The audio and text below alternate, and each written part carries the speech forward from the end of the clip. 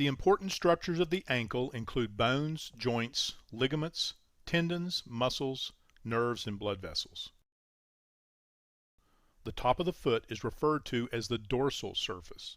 The sole of the foot is the plantar surface. The outside of the ankle is referred to as the lateral side. The bony bump on the lateral side is called the lateral malleolus.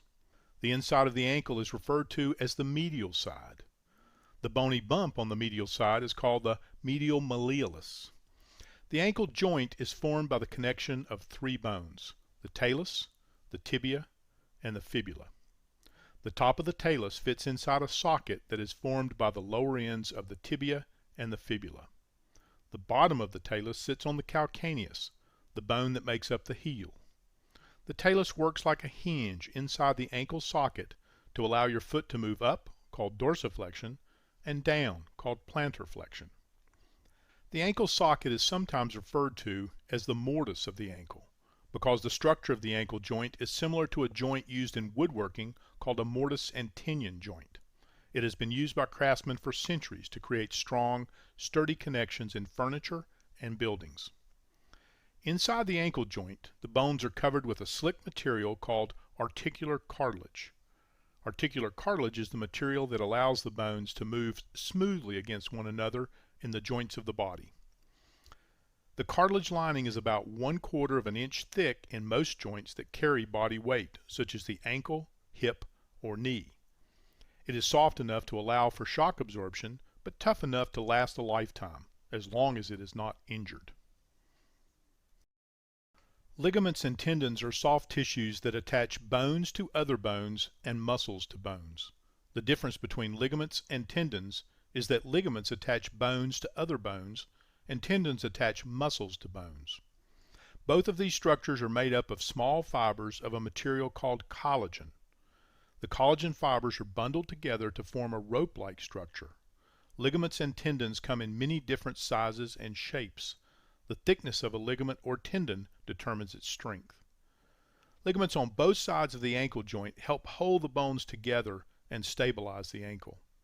3 ligaments make up the lateral ligament complex. These include the anterior talofibular ligament, the calcaneofibular ligament, and the posterior talofibular ligament. A group of ligaments, together called the deltoid ligament, support the medial side of the ankle.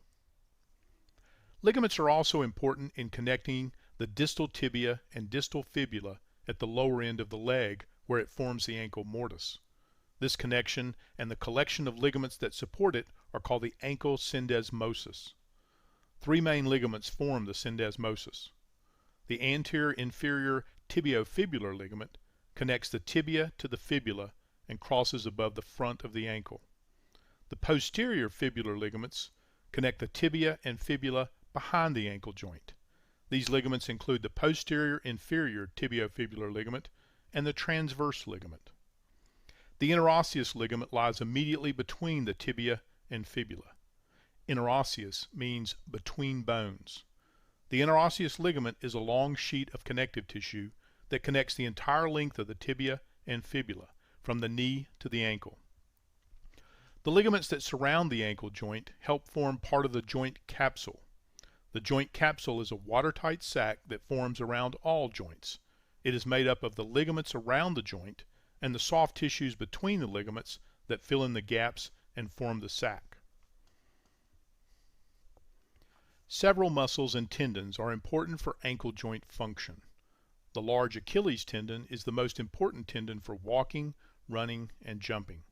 It attaches the 2 calf muscles, the gastrocnemius and the soleus, to the calcaneus and allows us to raise up on our toes. The posterior tibial tendon attaches the posterior tibialis muscle in the calf to the underside of the foot. This tendon helps support the arch and allows us to turn the foot inward. The anterior tibial tendon attaches the anterior tibialis muscle to the foot and allows us to raise the foot. The 2 peroneal tendons run behind the lateral malleolus and help turn the foot down and out. These 2 muscles and their tendons are called the peroneus longus and the peroneus brevis. As you might guess by the name, the peroneus brevis is the shorter of the 2 and attaches to the base of the 5th metatarsal. while the peroneus longus runs further before attaching under the foot. The nerve supply of the ankle is from nerves that pass by the ankle on their way into the foot. The large posterior tibial nerve runs behind the medial malleolus and into the foot to control the muscles in the sole of the foot. The deep peroneal nerve crosses in front of the ankle on its way to the top of the foot. Multiple branches of the superficial peroneal nerve cross along the outer edge of the ankle. The nerves on the front and outer edge of the ankle control the muscles in this area, and they give sensation to the top and outside edge of the foot. The ankle gets blood supply from nearby arteries that pass by the ankle on their way to the foot. There are two main arteries that cross the ankle. The dorsalis pedis artery runs in front of the ankle to the top of the foot. You can feel the pulse where this artery runs in the middle of the top of the foot. Another large artery, called the posterior tibial artery, runs behind the medial malleolus. It sends smaller blood vessels to the inside edge of the ankle joint. You can feel the pulse where this artery runs behind the medial malleolus. So now you have a basic understanding of the important parts of the ankle. This information should help you better understand the conditions and injuries that affect the ankle and the treatment recommendations suggested by your healthcare provider.